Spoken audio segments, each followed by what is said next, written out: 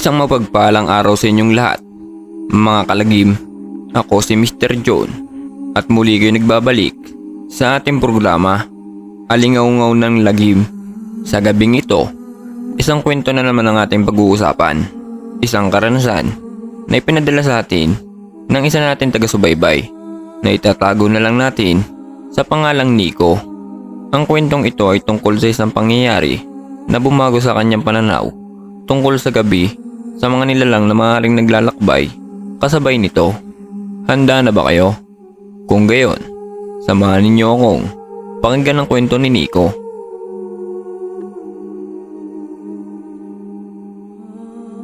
Sanay na akong umuwi ng gabi, o mas tamang sabihin na madaling araw, bilang isang security guard sa isang maliit na pabrika. Ang shift ko ay nagsisimula sa gabi at natatapos sa umaga. Ang daan pa uwi sa inuupahan kong apartment ay hindi na bago sa akin. Kabisado ko na ang bawat lubak, bawat poste ng ilaw at bawat eskinita.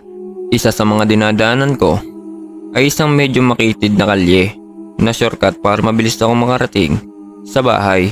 Madilim dito at iilan lang ang bahay na may ilaw sa labas. Pero para sa akin, normal lang yon. Sanay na ako sa dilim. Isang gabi, mga bandang 2:00 ng madaling araw, habang binabagtas ko ang pamilyar na daan na yon, may isang bagay na pumukaw sa aking atensyon. Sa di kalayuan, sa ilalim ng isang kumukutitap na ilaw ng poste, may nakatayo na isang babae. Sa una, hindi ko siya pinapansin.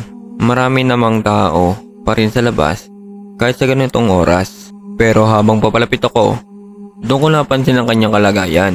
Buntis siya, malaki ang kanyang tiyan, at sa tansya ko ay malapit na siyang manganak. Nagtaka ko, ano ang ginagawa ng isang buntis sa gitna ng kalye sa ganitong oras? Nakasuot siya ng isang simpleng bestida na may mga kupat ng bulaklak na disenyo.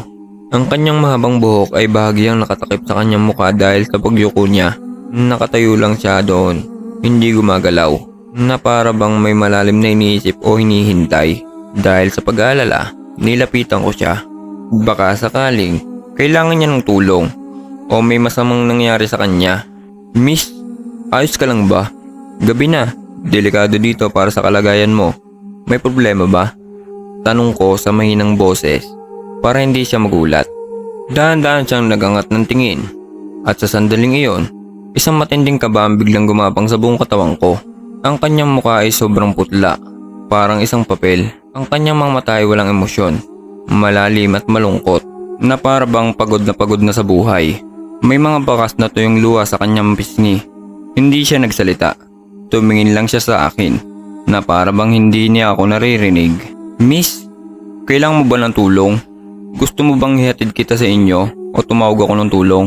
Muli kong tanong. Sinubukan kong itago ang aking kaba. Muli, hindi siya sumagot.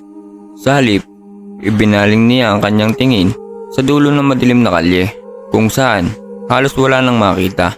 Doon siya nakatitig ng matagal. Sinundan ko ng tingin ang direksyon na tinitignan niya, pero wala akong makitang kahit anong maliban sa kadiliman. Ang buong paligid ay biglang naging sobrang tahimik, na wala ang karaniwang ugong ng mga sasakyan sa malayo, pati ang tunog ng mga kuliglig. Tanging tibok ng puso ko na lang ang malinaw kong naririnig. Miss, ano bang tinitignan mo dyan? Lakas loob kong tanong. Bigla, nagsalita siya. Ang kanyang boses ay mahina at paos, parang isang bulong na nanggagaling sa malayo. Hinihintay niya ako. Parating na siya. Sabi niya, hindi inaalis ang tingin sa dilim. Sino? Sino ang parating? Pag-uusisa ako. Hindi niya sinagot ang tanong ko.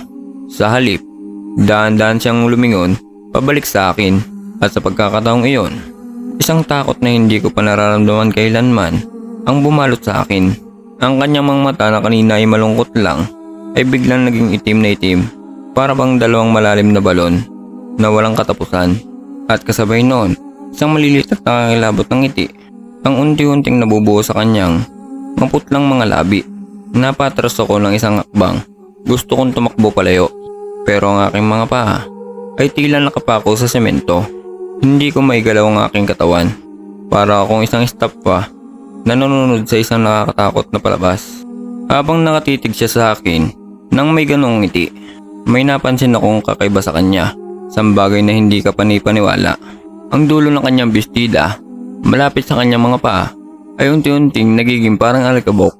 Kitang-kita ng dalawa kong mata kung paano ito nagiging maliit na piraso at dahan-dahan tinatangay ng hangin. Ang prosesong yun ay hindi tumigil. Mula sa laylayan ng kanyang damit, umakyat ito papunta sa kanyang mga binti. Nakikita ko kung paano ang kanyang balat ay nagiging parang abo. Nanlaki ang mga mata ko sa takot at pagkamangha. Paano nangyari ito? Ano ito? Isang masamang panaginip ba? Pero hindi. Gising na gising ako. At ang babaeng buntis sa harap ko ay unti-unting naglaho na parang isang imahe na binubura. At sa kabila ng lahat ng ito, hindi nawala ang nakakatakot ng ngiti sa kanyang mukha. Ang kanyang mga itim na mata ay nakatitig pa rin ng diretso sa akin na para bang sinasabi niya na dapat kong panoorin ang lahat. Nang ang pagkaagnas ay umabot na sa kanyang tiyan. Isang mahinang tunog ang narinig ko. Isang iyak. Isang iyak ng sanggol na puno ng lungkot at sakit. Hindi ito ordinaryong iyak. Ito ay isang tunog na parang galing sa ibang mundo. Isang tunog na tumatagos hanggang sa aking kaluluwa. Hindi na kami mag-iisa. Bulong niya muli.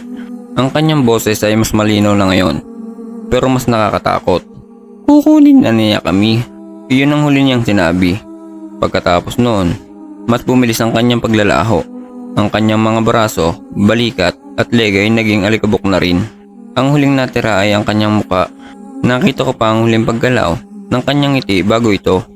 Kasama ang kanyang buong ulo ay naging abo at tuluyan tinangay ng malamig na hangin ng gabi.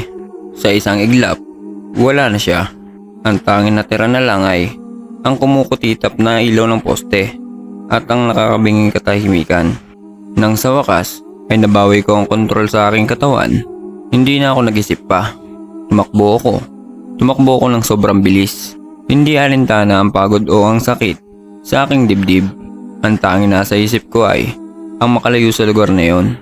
Hindi ako lumingon. Takot akong baka kung lumingon ako ay may makita pa akong mas masahol pa. Pagdating ko sa apartment, hingal na hingal ako. Agad kong isinara at nilak ang pinto. Sumandal ako dito, nanginginig at pinapawisan ng malamig. Hindi ako nakatulog hanggang sa sumikat ng araw. Ang imahe ng babaeng unti-unting nagiging abo ay paulit-ulit na bumabalik sa aking isipan. Simula noon, hindi na ako dumaan sa eskinita na yon. Naghanap ako ng ibang ruta, kahit na mas malayo at mas matagal. Ayoko nang maranasan muli ang gabing iyon. Makalipas ang ilang buwan, habang nagbabasa ako ng isang lumang dyaryo sa isang karinderya, isang balita ang nakakuha ng aking pansin. Ito ay balita tungkol sa isang buntis na nawawala. Ayon sa artikulo, ang babae ay bigla na lang umalis ng kanilang bahay isang gabi at hindi na muling nakita. Ang petsa ng kanyang pagkawala ay tumugma sa gabing nakita ko siya. At ang larawan na nasa dyaryo, walang duda, siya ang babaeng iyon. Ayon sa pamilya, bago siya mawala, palagi raw siyang nagsasabi na may isang madilim na anino na sumusunod sa kanya. Isang nilalang na gustong kunin ng kanyang anak. Tulad ng inaasahan, walang naniwala sa kanya. Inisip nilang dala lang iyon ng kanyang pagbubuntis. Hanggang ngayon, ang kaso niya ay nananatiling isang misteryo. Isang missing person na hindi na muling natagpuan. Pero ako, alam ko ang katotohanan. Hindi na siya babalik. Kinuha na siya, kasama ang kanyang dinadala ng kung anumang nilalang na matagal nang naghihintay sa kanya sa kadiliman. At ako, sa hindi malamang dahilan, ang napili upang maging saksi sa kanyang huling mga sandali. At dyan po nagtatapos ang nakapanindig balihibong kwento ni Nico. Isang karanasang tiyak na mag-iiwan ng marka sa sino mang makakinig. Ano sa palagay ninyo? Ano nangyari sa buntis? Ano ang nilalang na sinasabi niyang kumuha sa kanila? At bakit kaya si Nico pa ang nakasaksi nito? Kung kayo ay may mga ganito ring karanasan o mga kwentong katatakutan na nais ninyong ibahagi, huwag po kayong mag-atubiling ipadala sa amin ang inyong mga kwento. Ang puso ng programang ito. Maraming salamat sa inyong pakikinig at panonood.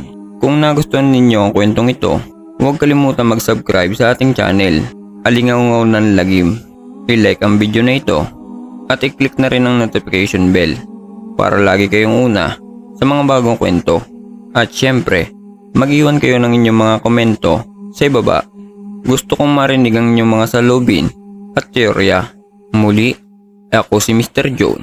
Nagpapaalala na sa bawat sulok ng dilim, maaaring may nag-aabang na kwento. Mag-ingat po tayong lahat. Hanggang sa susunod na pagkikita.